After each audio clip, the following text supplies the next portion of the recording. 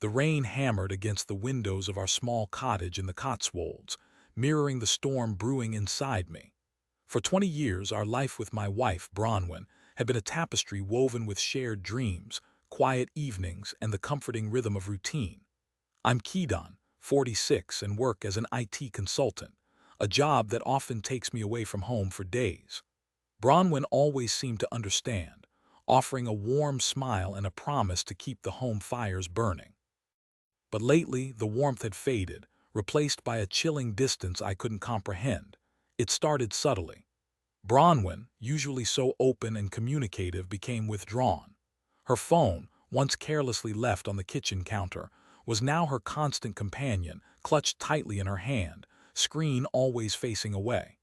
Late-night whispers drifted from the bedroom, hushed conversations that ceased abruptly when I stirred.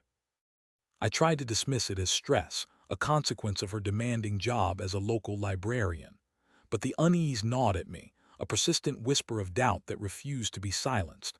A week ago, I returned from a business trip to Manchester a day early. I'd planned to surprise Bronwyn, to sweep her off her feet with a romantic dinner at our favorite pub. As I turned the key in the lock, the house was silent, unnaturally so.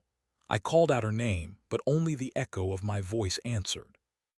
I found her purse on the kitchen table, her car keys hanging by the door. A note lay beside the purse, a hastily scribbled message that sent a jolt of ice through my veins. "Gone to visit my sister," it read. Back tomorrow. Her sister, Isolde, lived in Scotland, a good 6-hour drive away. Bronwyn knew I would be back the next day, and a day trip to Scotland was impossible. The lie was so blatant, so carelessly constructed, that it felt like a slap in the face. My heart pounded in my chest, a frantic drumbeat against the rising tide of panic. I tried to call Isolde, but her phone went straight to voicemail. My mind raced, conjuring up scenarios, each more terrifying than the last. I decided to wait, to give Bronwyn a chance to explain. But as the hours ticked by, the silence in the house grew oppressive, suffocating. I paced the floor, replaying our life together in my mind, searching for clues, for any indication that this was coming. Had I been blind? Had I been so caught up in my own world that I failed to see the cracks forming in our foundation? The next morning, Bronwyn returned, her face flushed, her eyes avoiding mine. "How was your trip?" I asked, my voice carefully neutral. "Fine," she replied too quickly. "Isolde was well. She was having a bit of a crisis." "A crisis that required you to drive 6 hours each way in a single day?" I pressed, the anger simmering beneath the surface. She hesitated, her gaze darting around the room. "I didn't want to worry you," she stammered. "You had your work, so you lied," I said, the word hanging in the air like a poisoned dart. It wasn't a lie," she insisted, her voice rising in defensiveness. I needed to get away." "Get away from what, Bronwyn?" I demanded, my voice trembling with suppressed emotion. "Get away from me," she didn't answer, her silence a confirmation of my worst fears. I turned away, unable to look at her, the pain in my chest a physical ache. "I need to go for a walk," I said, grabbing my coat and slamming the door behind me. I walked for hours, the rain soaking me to the bone, the wind whipping at my face. The familiar paths of the Cotswolds felt alien, the rolling hills and ancient stone walls offering no comfort. My mind was a whirlwind of confusion, anger, and grief. How could she do this to me? How could she betray the trust we had built over so many years? When I finally returned home, Bronwyn was waiting for me, her face pale, her eyes red-rimmed. "Caedon, we need to talk," she said, her voice barely a whisper. "I don't think I can," I replied, my voice hoarse. "I don't think I can listen to any more lies." "It's not a lie," she said, her voice cracking. It's complicated," I repeated, my voice rising in disbelief. "Is that what you call it? Is that what you call sneaking off to God knows where and lying to my face?" "I didn't mean to hurt you," she said, tears streaming down her face. "But you did," I said, the words like shards of glass in my throat. "You shattered everything I thought we had." She reached out to touch me, but I flinched away. "Don't," I said. "Just don't." Spent the next few days in a daze, going through the motions of life but feeling utterly disconnected. I went to work, I ate, I slept, but it was all a charade. Inside, I was numb, hollowed out by the betrayal. Bronwyn tried to talk to me, to explain, but I couldn't bring myself to listen. Every word she spoke felt like another twist of the knife. One evening while Bronwyn was at work, I decided to do something I knew I shouldn't. I went through her phone. I knew it was a violation of her privacy, but I couldn't help myself. I needed to know the truth, no matter how painful it might be. I found it in her text messages. A series of passionate, intimate exchanges with a number I didn't recognize. The messages were explicit, filled with longing and desire. My stomach churned, my hands trembling as I scrolled through the endless stream of digital infidelity. The number was saved as Gareth. I didn't know any Gareth. The messages painted a picture of a secret affair, a clandestine relationship that had been going on for months. They spoke of stolen moments, secret rendezvous, and a deep, consuming passion. As I read, the pieces of the puzzle fell into place. The late-night whispers, the secretive phone calls, the unexplained absences. It all made sense now, a horrifying, gut-wrenching sense. I felt a surge of anger, a white-hot rage that threatened to consume me. I wanted to confront Bronwyn, to scream at her, to demand an explanation. But I knew that wouldn't accomplish anything. She would only deny it, lie to me again. I needed proof, undeniable evidence that would shatter her carefully constructed facade. I decided to play detective. I used a reverse lookup service to find out who Gareth was. The name that came up sent another shockwave through me. Gareth was a colleague of Bronwyn's at the library, a young, handsome man who had always been friendly and polite whenever I'd met him. The betrayal felt even deeper, more personal. It wasn't just a random affair. It was with someone I knew, someone who had smiled in my face while secretly sleeping with my wife. I knew I couldn't stay in the house any longer, not with Bronwyn. I packed a bag, grabbed my laptop, and left a note on the kitchen table. "I know everything. I'm leaving. Don't try to contact me." I drove to a small hotel in a nearby town, a place where I could be alone with my thoughts. I spent the night tossing and turning, unable to sleep.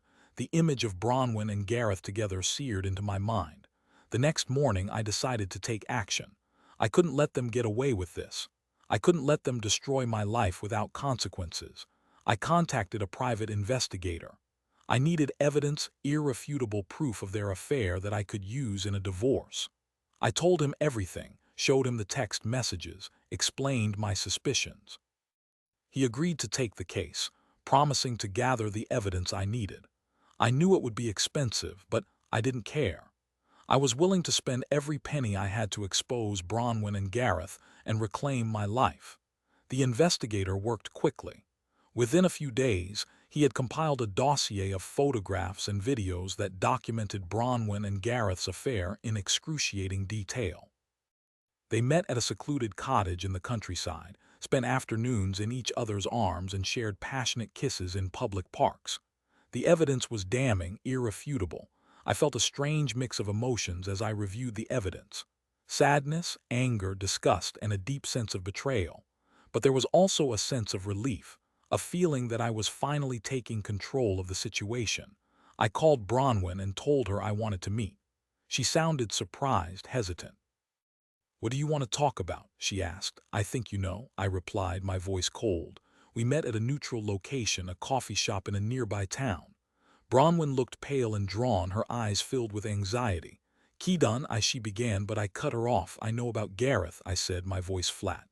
"I know everything." Her face crumpled, tears welling up in her eyes. How did you find out?" she stammered. "It doesn't matter," I said. "What matters is that you betrayed me. You lied to me. You destroyed our marriage." "I didn't mean to," she sobbed. It just happened, I repeated, my voice rising in disbelief. "You had a choice, Bronwyn. You could have stopped it, but you didn't. You chose to betray me." I reached into my briefcase and pulled out the dossier of evidence. I slid it across the table towards her. "This is from my lawyer," I said.